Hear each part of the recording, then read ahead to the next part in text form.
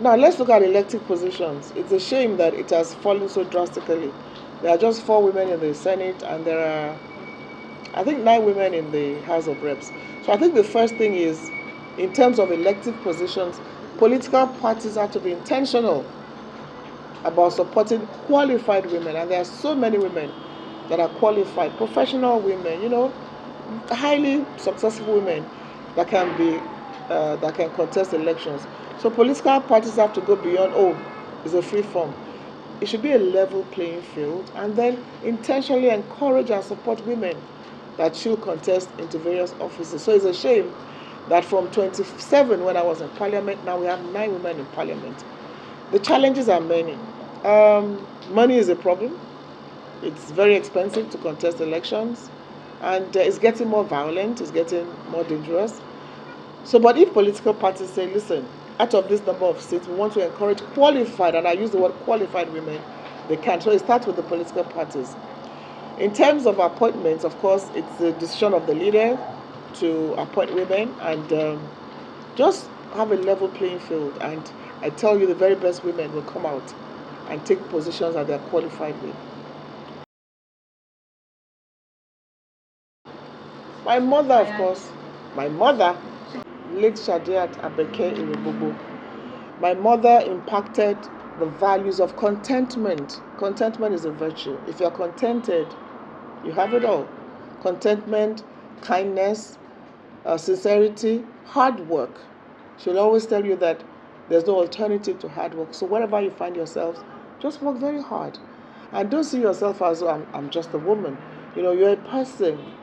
You have abilities, you have competence, so encouraging you to go out there and, show the world what you can do. So my mother remains my number one influence. Then on television has to be Oprah Winfrey, because Oprah Winfrey used television to change lives. So when I was on television, I learned that you could use television to change lives. And the late Mrs. Miriam Babangida, I worked with her for 5 years, and her Better Life program and the way she carried on also had an influence on me. So yes, those 3 women, my mother, Oprah Winfrey, and the late Mrs. Miriam Babangida. I think first progress is that we have survived. 5 years, here we are as a diaspora commission. And then today, diaspora is on everybody's lips. So we have put diaspora issues on the front burner. So you find that, people even have started taking even diaspora from us. Everywhere is diaspora, this, diaspora, that. Because we've been able to show that it's about human capital development. It's about connecting with Nigerians all over the world that are doing great things. Other countries cannot talk about their development without their diaspora. Nigeria should not be an exception. So we're glad that Nigeria is embracing its diaspora. There's still a lot more to be done. At the Diaspora Commission, we've come up with programs like the Diaspora Day, which brings diasporans together July 25 every year to share notes, share experiences, talk with one another and say how much more the diaspora can do and what more the government can do. We have the Diaspora Investment Summit, which creates a platform for the diaspora to say where they can invest in the Nigerian economy. And we're very proud of that too. And we have the diaspora investing particularly in healthcare, education, agriculture, food business, ICT, and all that. And it's going to continue to grow. Of course, remittances, over $90 billion. But remittances goes to, basic things to take care of your family, healthcare, and all that. We're also saying the diaspora should be a critical investment factor. So the diaspora remains very, very important to the economy of Nigeria. And we are building our data portal so that we can know where they are, register on the data portal. Data is very key. And we intervene wherever diaspora matters are common. And so basically, we've been able to engage with our diaspora. Look, there's so much more to do.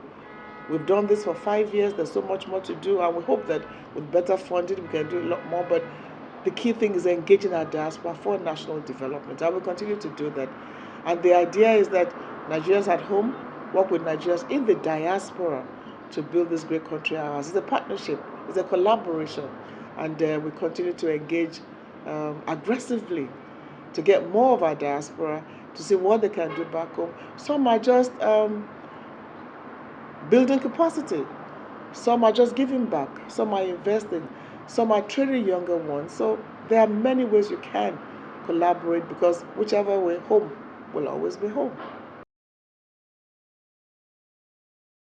Well, it's an interagency collaboration. Basically, the Office of the National Security Advisor, deals with most of these issues. But we work together. There's an interagency committee set up by the federal government under the ONSA's office. However, as I speak with you today, a major concern is actually Iraq.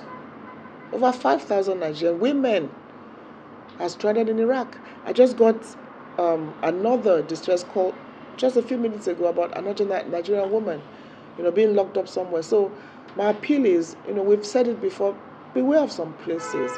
We just brought back his wife's corpse from Iraq. And our embassy that supervises Iraq has been working so hard. The acting ambassador has been working so hard to deal with this case. So please, agents, traffickers need to be dealt with. They need to be arrested. They need to be tracked, because they are luring people to dangerous places. So as the matters come to us, we work with the Office of the National Security Advisor, NAPTIP, Refugee Commission, Humanitarian Affairs. So it's an interagency collaboration dealing with these issues of stranded Nigerians. But as a Diaspora Commission, we've received thousands of petitions that we deal with, and we continue to deal with them. But please, please, please, please, you need to be careful where you're going to. You need to find out where you're going to. You need to be sure of where you're going to. Imagine a place like Iraq. Agents are taking our women there under very, very dangerous conditions. They get there, and it's a distress call we get. So it's worrisome. I remember when we had issues with Lebanon. Lebanon had to stop work visas to Nigerians going there, and it has worked. But now it's Iraq and some other places. Libya is unfortunate. We're still getting distress calls, but the International Organization for Migration has been very, very helpful in bringing stranded Nigerians back. So as we get the distress calls, we send to IOM, and they do help to bring them back. But please, you can't keep going to these countries and getting stranded. It's not worth it. It is just not worth it. Like I said, there's an interagency committee. This one now to deal with, like for instance, if you have Nigerians stranded coming back, is headed by the Ministry of Humanitarian Affairs. NiDCOM is there, Refugee Commission is there, NEMA is there, Immigration, interagency collaboration, so that when the information gets in that they're coming in, the federal government will decide what they can do to support their return home. And then we have Office of SDGs and humanitarian and others. Those who want to get trained will be trained. Those who want to work, there are ways around it. So this is being dealt with by the interagency committee headed by the Ministry of Humanitarian Affairs and Foreign Affairs. Well, the numbers that the mission has now, and they have communicated, I think it is something that already had deportation orders. So there are some Nigerians that already, had deportation orders. They had, it's been over, and they have been given the order to come back. These are the first set that will come back, when they indeed will be back. And I think there are 80-something. There are larger numbers, but those that are already in the deportation camp, they had orders that they will be deported even before now. I think about 85 or 80-something. So those are the first set that if they do get deported, we should be expected to come to receive them. Not at the moment, but like I said, some are already in the deportation camps. They've been served deportation orders even before now. And what we say is that a migrant is not a criminal. That you're migrating, you're not a criminal. You're in search of a better life. You wanted to be documented, you wanted to be legal, but you couldn't be. So in sending them back to their countries, treat them with dignity and respect. We're not talking of people who are in prison because they did drugs or committed a crime. It's a different thing. But these are just migrants seeking a better life. So even if they have to come back, it should be done with dignity, with decency. And as they do come back, Nigeria as a country should also, be looking at what can they do, how can they be helped. So they are not criminals, and they should not in any way be treated that way. That we're going to ensure. NAPTIP is the agency responsible for trafficking, but we work with them. We collaborate with them. So we do what we can do. But NAPTIP basically is the agency that should check trafficking, ensure that the agents are arrested, and they are doing that actually. Agents need to be arrested. They need to be, named and shamed. We need to see them. We need to see them go to jail. But we collaborate with NAPTIP, for instance, through our diaspora in Ghana, the head of the diaspora community. Almost 106 traffic girls have been returned back to Nigeria with the help of Mrs. Her Excellency, the First Lady, Mrs. Oluremi Tinubu, who gave us a bus to be able to bring these girls back. We've been bringing them back, but really, how do you stop them from being trafficked? I think that's the key thing. So the traffickers need to be nabbed. As I speak with you, another 3 have been arrested in Ghana, thanks to Chief Callistus, who has been working tirelessly on this with the Ghanaian authorities. So really, the agents are the problem. They lure these young children, and then they get into trouble, and we have to find a way of bringing them back to their various, and their families. You find that families are involved. It's an uncle or an auntie that's going to tell you to go here and there. So massive awareness is very important on the dangers of such migration. And a lot of them, if they know what they're going to do, they will never, ever, ever, ever embark on those journeys. But they don't know.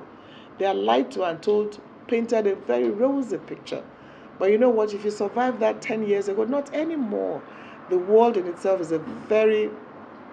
much more difficult now. Every part of the world is much more difficult. And then, where you're running to, in most cases, they are not just worse off than where you're running away from. So let's look at the opportunities in our own country and what can be done here. I mean, if you're going in search of a better life and, getting a job and all that, it's fine to become a better person. But what's the point of going and then we're bringing back your body bag or hope in hopelessness?